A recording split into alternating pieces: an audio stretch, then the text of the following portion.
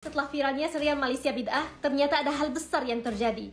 Serial ini menjadi cermin kesadaran bagi banyak orang. Gara-gara nonton drama Walid, santriwati akhirnya berani laporkan pimpinan pondoknya karena mencabuli puluhan santrinya. Sebagai pria berinisial AF yang dijuluki sebagai Walid Lombok, resmi ditetapkan sebagai tersangka kasus kekerasan seksual. Katanya film Walid mau diboykot, mau di blok. Satu persatu Walid di Indonesia, di Konoha ini dibongkar. Selebihnya kasus pencabulan di lingkungan pesantren yang diasuh oleh AF terbongkar setelah viralnya sebuah film bid'ah produksi Malaysia. Katanya serial bid'ah menyesatkan, tapi justru karena serial itu, puluhan santriwati akhirnya selamat dari kebohongan berkedok agama. Apa kan gue bilang kalau misalnya film Walid ini itu bener-bener bagus banget karena kita jadi bisa mengungkap sisi lain dari orang-orang yang menggunakan agama untuk kepentingan pribadi. Sebab itu bid'ah ini dia agak mengejutkan kerana drama ini tak mungkin tuan-tuan mana yang tak tahu pun cerita ini, tetapi sangat laku keras di Indonesia. Apa sebab? Sebab kisah ketua ajaran sesat memang sangat masyhur di Indonesia. Kita tak seteruk mereka kerana kita ada kawalan. Terima kasih untuk mereka yang berani bersuara. Terima kasih juga untuk bid'ah telah menyadarkan banyak orang.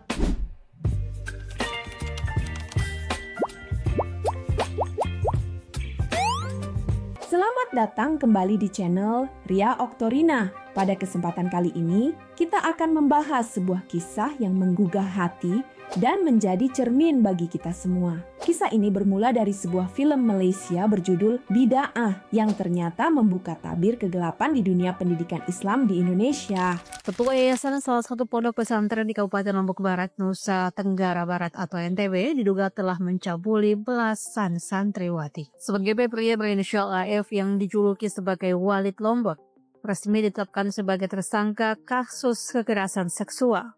Polresta Mataram menyebutkan sudah 13 korban yang diperiksa. Keterangan mereka menjadi salah satu dasar penetapan AF sebagai tersangka.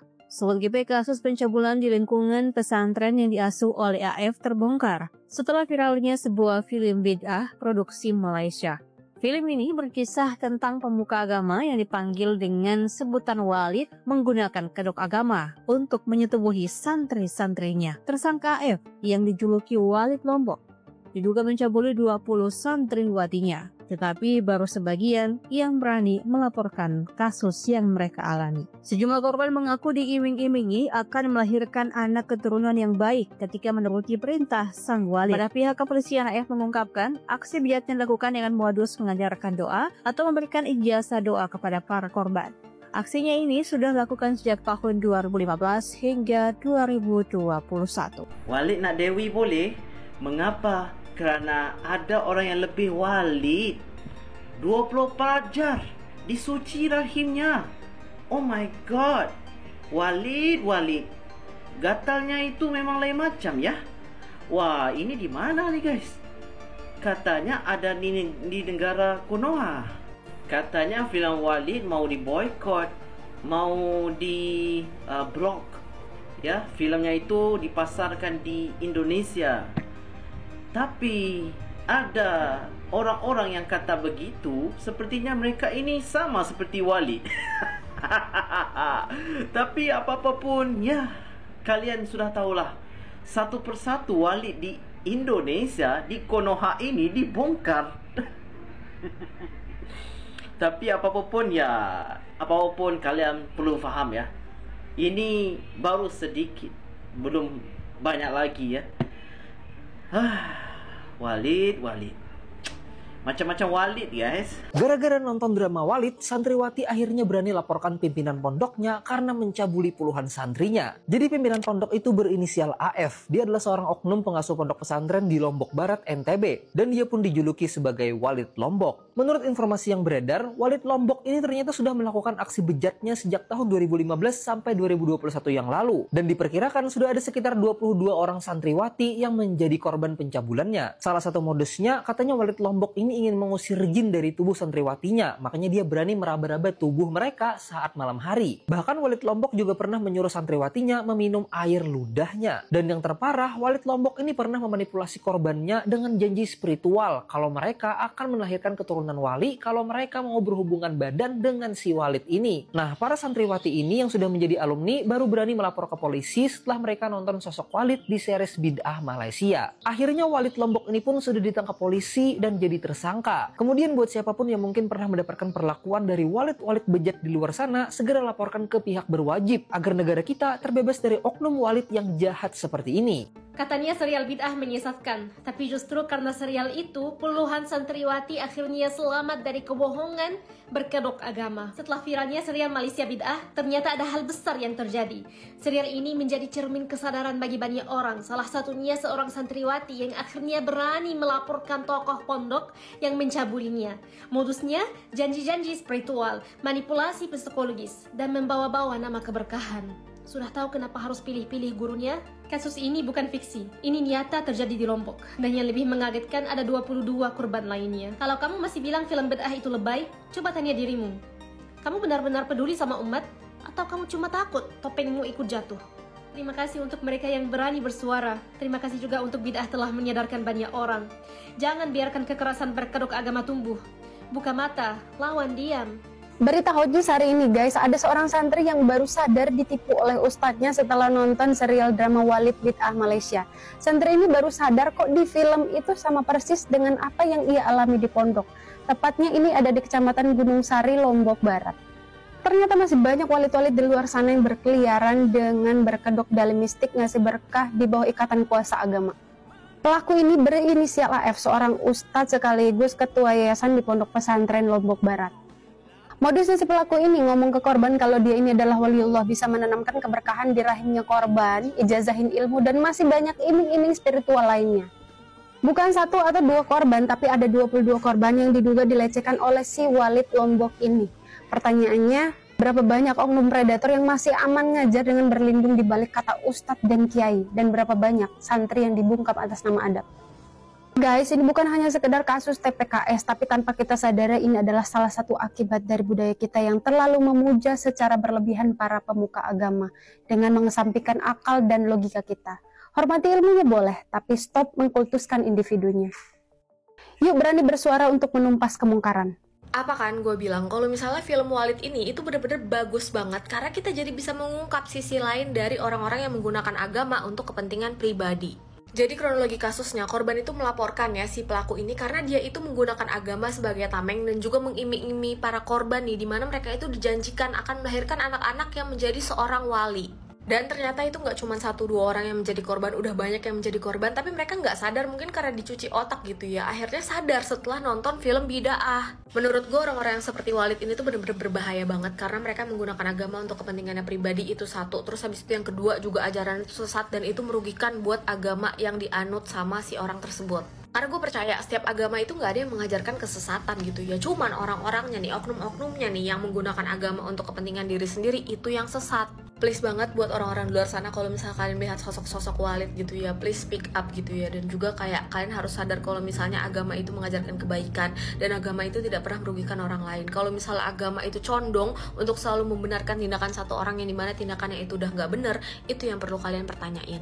Kurang lebih segitu aja yang bisa gue kasih tau kepada kalian. Dan ini kasusnya tuh lagi berjalan gitu ya. Gue berharap banget ini korban bisa mendapatkan keadilannya dan juga si pelakunya itu bisa mendapatkan karmanya. Ya udah segitu aja dari gue, semoga paham. Peace, love, and go.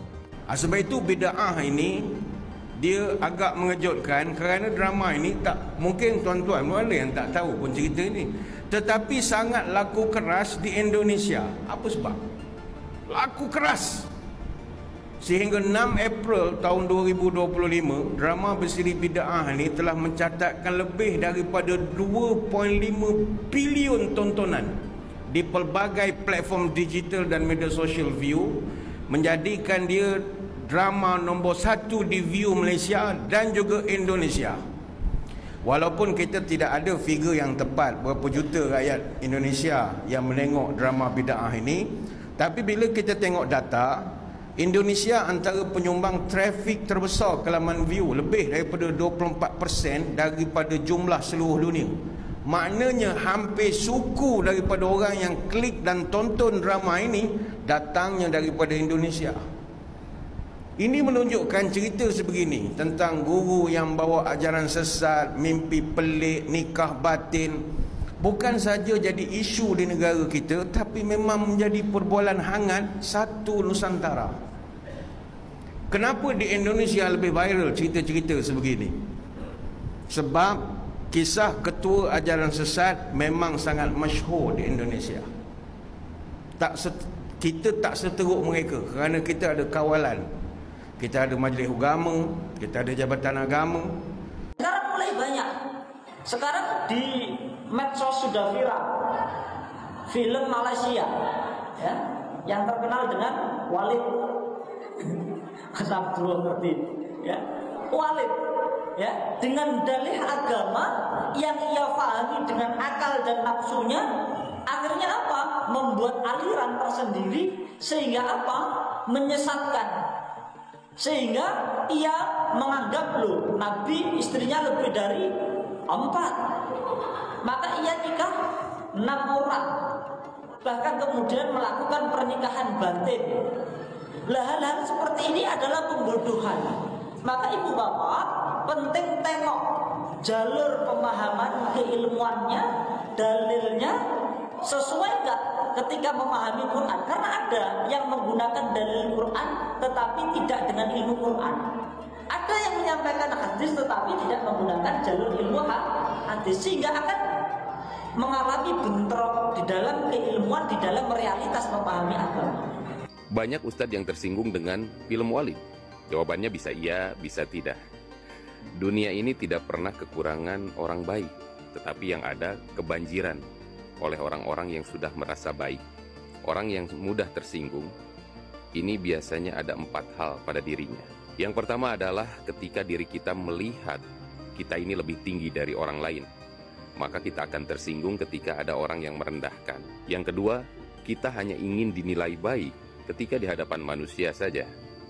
Yang ketiga, porsi dunianya masih cukup besar berada di hatinya. Yang keempat, hatinya masih terlalu sempit untuk bisa memaafkan. Rasulullah Shallallahu Alaihi Wasallam akan membalas sesuatu ketika kehormatan Allah Subhanahu Wa Taala dilanggar, dan itu merupakan salah satu penggalan hadis Bukhari. Jadi pada intinya, kalau kita masih mudah tersinggung, artinya keempat hal tadi masih ada di dalam diri kita. Ramai orang marah. Kononnya Erma Fatimah menjatuhkan maruah ahli agama, menghina para habib. Pasal apa nak rasa terhina? Pasal apa nak rasa marah? Kalau dia tak buat benda tu, tak payahlah terasa. Itu masalah dia kadang-kadang. Bila kita ceramah, bila kita cakap, jangan ligan dunia, jangan kejar dunia, ingat akhirat.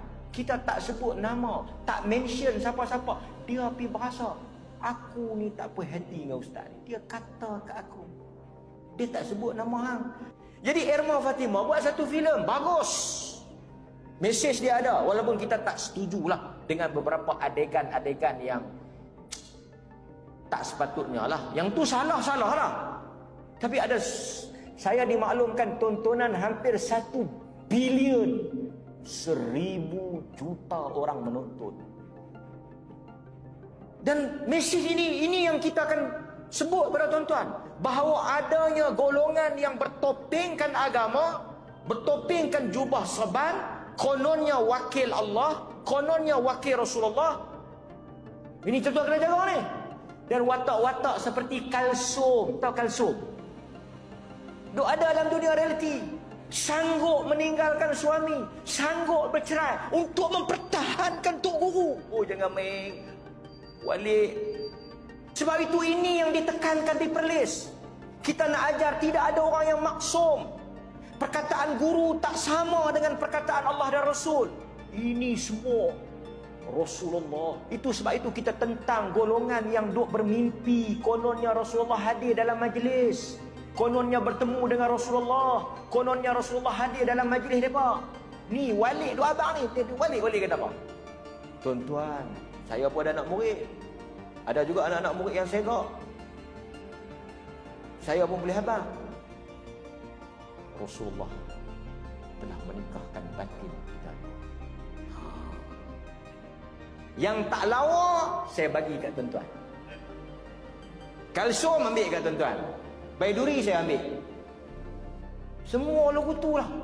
Daripada akhirnya orang watak-watak seperti apa tu, yang pengekor-pengekor dia seorang dua tu, saya tak kenal sangat tu, bendahara yang dia sayangi, sepatah apa tak persoal.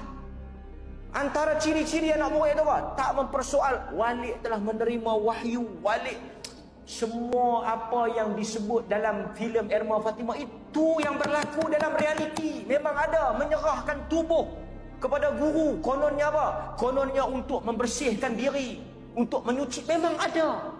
Adegan cium ayak, minum ayak kaki, cium kaki itu memang wujud. Tengok.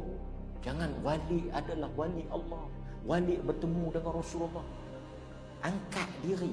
Membesarkan diri guru. Bila membesarkan diri guru, orang mula ta'assub, orang mula ta'ajub, orang mula apa?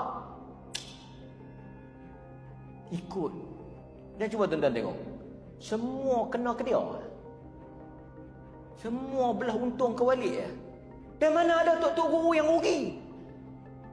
Habaq ke anak murid, jangan kejar dunia, jangan kejar dunia.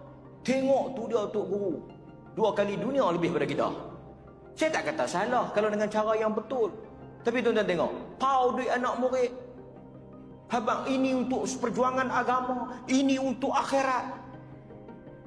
Menggunakan apa? Dia guna sentimen. Mainkan emosi orang. Ini untuk jemaah kita. Ini untuk perjuangan kita. Sesiapa yang mengikut kita akan masuk ke dalam syurga. Rasulullah hadir. Ya Rasulullah. Lepas tu Walid pun memang ada tuan-tuan. Ya Rasulullah. Rasulullah telah memberitahu kepada Walid bahawa Walid akan bernikah dengan puteri Gunung Ledang. Tak ada pula Rasulullah habaq suruh Walid nikah dengan Kalsium tu padahal. Sebab itu agama. Tak benarkan kita mengangkat guru-guru setanding dengan Allah dan Rasul.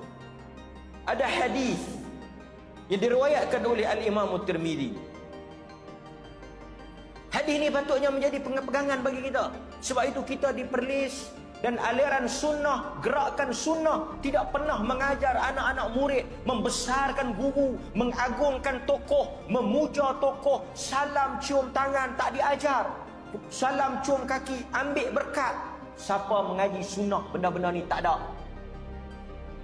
Siapa dia yang ustaz-ustaz sunnah suruh pergi ambil berkat dengan dia, suruh pergi minum ayak liuk dia, telan kehak dia? Melainkan gerakan-gerakan ni yang bertentangan dengan sunnah. Yang ni ajar telan kehak guru, minum ludah guru, minum ayak bekas tok guru, jalan depan tok guru kena melutut, jalan kena tunduk, cium kaki tok guru, mengagung-agungkan guru. Tak ada dalam sunnah, tak ada. Sehingga kita berani untuk tanya tok guru ni, amalan tok guru ni dalil mana, hadis mana. Kami bukan nak ikut tok guru, kami nak ikut Nabi. Biadab dengan ulama, tak hormat ulama. Daging para ulama beracun. Duk main buah tu. Siapa dia tok ulama? Wali lah. Kena ke hang? Kena ke dia? Daging dia saja beracun, daging kita tak beracun. Maka akhirnya menjadikan masyarakat bodoh. Ikut yang kaya-kaya semua rasa berdosa, bagi duit kat tok guru. Tok guru pun tolong doa, cuci dosa. Dah jadi macam Kristian. Semayang tak payah, ibadat apa tak payah. Bagi 100,000, 200,000, tok guru pun doa lah. Lega dia. Hujung tahun pergi Mekah, balik mai cuci dosa. Duduk 2 minggu pakai jubah, lepas tu menari golek balik. Ini yang kita tak mau. Sebab itu orang yang mengaji sunnah cerdik. Orang yang mengaji sunnah tak ada taklid buta, tak ada ta'assub. Pasal itu orang sunnah bila tengok filem-filem macam ni, tengok cerita-cerita macam ni, kita setuju. Kerana itu yang jadi penyakit sekarang. Dan orang yang buat benda ni dia tak suka. Pasal apa dia tak suka? Kerana ini membuka pekung di dada, membongkar kegiatan dia, menyebabkan masyarakat cerdik, masyarakat nampak hal itu. Dia tak maulah. Dia punya modus operandi dia, dia punya apa? Penipuan dia. Orang tahu jadi tak bagus ni, hina ulama, hina orang pakai jubah, hina orang pakai serban, hina habib, hina tok guru. Dia bukan kata semua. Yang buat kelaku tu perasalah. Yang hang tak ada kaitan meloncat lebih pasal apa? Sebab itu ada hadis. Adi bin Hatim. Adi bin Hatim ni dia orang Kristian. Dia masuk Islam selepas itu. Dia mari bertemu dengan Nabi SAW. Masa dia mai tu, kebetulan Nabi SAW membaca ayat Al-Quran. Dalam surah At-Taubah ayat 31. Orang sunnah ayat ni sentiasa menjadi pegangan dan panduan. Orang mengaji sunnah, orang yang kenal dengan sunnah, dia sentiasa jadikan surah At-Taubah 31 ni sebagai pedoman dan panduan dia. Tidak ada yang lebih besar dan yang lebih mulia daripada Allah dan Rasul. Tok guru ke, tok syekh ke, mufti ke, siapa ke, perkataan dia tak dipakai selagi mana tak ada dalil. Ittakhadhu ahbarahum wa ruhbanahum arbaban min dunillah. Mereka mengambil, siapa dia mereka ni? Orang Kristian. Siapa dia Adi? Dia Kristian. Tuan-tuan kena faham cerita ni. Surah At-Taubah kata orang-orang Kristian mengambil rahib, padri mereka, ulama mereka, scholar mereka, tok-tok guru mereka, tok syekh mereka sebagai apa? Arbaban min dunillah, sebagai sembahan selain daripada Allah. Adi dia Kristian, Adi ini dia Kristian. Ayat itu bercakap tentang orang Kristian. Adi kata, ya Rasulullah, tak. Adi membantah. Adi kata, tak, kami tak sembah padri, kami tak sembah tok guru kami tak sembah ulama kami. Dia faham sembah tu pi duk. Nabi kata, bala. Nabi kata, bahkan. Dia tengok apa maksud ibadah. Innama harramu alaihim al-halal wa ahallu lahumul haram fattaba'uhum fadhalika ibadatuhum iyahum. Nabi kata apa? Adi, aku nak tanya, betul tak orang Kristian ni apabila ada benda yang Allah haramkan dihalalkan oleh ulama-ulama padri-padri kamu, dan ada benda yang Allah halalkan padri kamu haramkan, benda yang Allah haramkan padri kamu halalkan, fattaba'uhum, kamu ikut yang padri punya fatwa, padri punya pendapat, betul ke tak betul? Dia kata ya. Nabi kata itu ibadah, itu sembah, itu menyembah. Faham tak tuan-tuan? Ta'assub, taklid buta, bercanggah dengan Quran dan Sunnah, bercanggah dengan kitab, mendahulukan perkataan guru.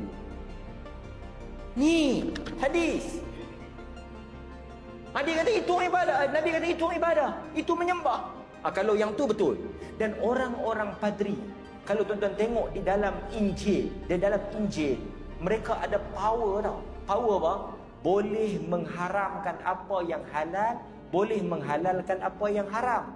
Allah kata nak menikah kena ada wali, tak boleh lebih daripada 4. Mai dekat wali, wali kata apa? Macam mana kita nak menikah? Wali apa tak ada? Kita menikah batin.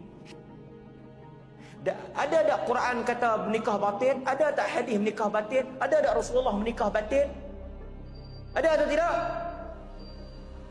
Lepas tu yang hampa pergi menikah batin pasal apa? Wali yang wali kata boleh. Nampak? Lepas tu wali pula menikah bukan seorang, bukan 2, bukan 3, bukan 4. Berapa tak tahu. Lebih pada 4. Main mana? Pasal apa boleh? Wali buat.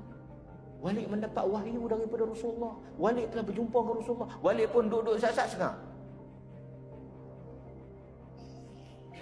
Rasulullah telah memberitahu. Duk pakai, ini yang duk berlaku ni. Mimpi jumpa Rasulullah, bertemu dengan Rasulullah. Lepas itu kita sekat jalan-jalan ini. Abu Bakar tak jumpa Rasulullah, Umar tak jumpa. Tidak ada sahabat yang bertemu dengan Rasulullah selepas daripada Rasulullah wafat.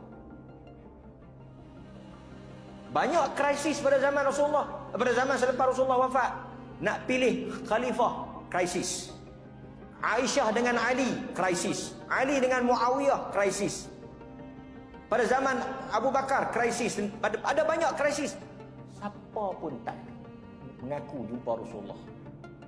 Tiba mai kat kita sehari dua ni, tak ada sat Rasulullah. Rasul. Tiba-tiba dia cakap, tercekik mata.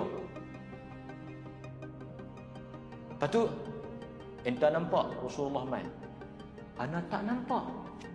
Enta terhijab. Hati hitam. Hanya hati-hati yang putih melihat Rasulullah. Yang hitam tu kita, yang putih tu dia. Pasal tu kita tak ada dalam sunnah, tak ada benda ni. Pasal tu agama bukan pada guru, agama bukan pada pemimpin, agama bukan pada tokoh, tok syekh. Agama pada Allah dan Rasul. Dan kita jangan sangka paling besar kesalahan yang berlaku dalam masyarakat kita apabila memaksumkan syekh, guru dan tokoh. Ini takkan dia silap kot, takkan dia tak reti kot, takkan dia salah. Ini memaksum, ini masalah besar ni. Hatta Nabi SAW kata apa? Aku manusia, silap dan salah. Hatta Nabi ada kemungkinan silap. Dan Nabi ternyata dia silap dalam beberapa perkara. Tiba-tiba mai pada kita memaksumkan, mensucikan, mentakdis. Betul ingat perkataan ni? Mentakdiskan, mensucikan guru. Ini yang berlaku pada ajaran Kristian. Padri disucikan sehingga padri itu pula ada power ampunkan dosa orang. Kita pula nak tanya, kalau padri itu berdosa, siapa nak ampunkan dia? Dia ampun diri dia sendiri. Itu dia punya sakat. Maka sebab itu ini yang kita nak didik dalam masyarakat kita, dan kita nak kempen dalam masyarakat kita. Ajaran yang benar, ajaran mengikut sunnah Nabi. Bukan untuk guru, bukan semua. Saya sebut ni jangan duk loncat, jangan duk marah. Irma Fatimah buat filem pada pihak-pihak yang berkenaan.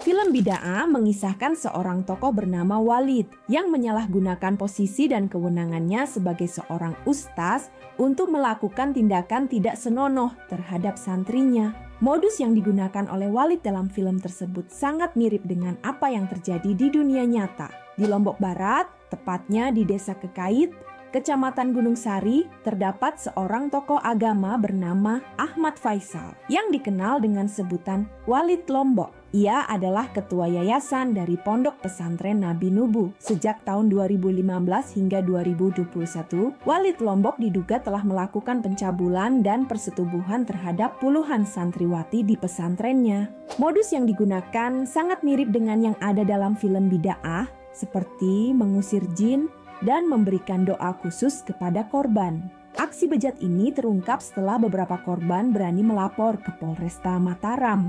Mereka merasa terdorong untuk berbicara setelah menonton film Bid'ah yang menyadarkan mereka bahwa apa yang mereka alami mirip dengan yang ada dalam film tersebut. Kini, Walid Lombok telah ditetapkan sebagai tersangka dan ditahan oleh pihak kepolisian. Kasus ini menjadi pelajaran berharga bagi kita semua. Film Bid'ah bukan hanya sebuah karya seni, tetapi juga menjadi alat untuk membuka mata dan hati kita terhadap praktik-praktik yang menyimpang dalam dunia pendidikan agama. Kita harus selalu waspada dan tidak mudah percaya begitu saja kepada orang yang kita anggap sebagai panutan. Demikianlah pembahasan kita kali ini. Semoga kisah ini menjadi pelajaran bagi kita semua untuk selalu menjaga integritas dan keimanan. Mari kita jadikan kasus ini sebagai cermin untuk memperbaiki diri dan lingkungan sekitar. Jangan biarkan hal-hal seperti ini terjadi di sekitar kita. Terima kasih telah menyaksikan video ini. Jangan lupa untuk like, komen, dan subscribe channel Ria Oktorina untuk mendapatkan informasi dan pembahasan menarik lainnya. Baby, you give me ice and fire. You're giving me wind and rain. You're some kind of butterfly. Baby, you give me midnight. You whip up my appetite. Don't leave me here high and dry.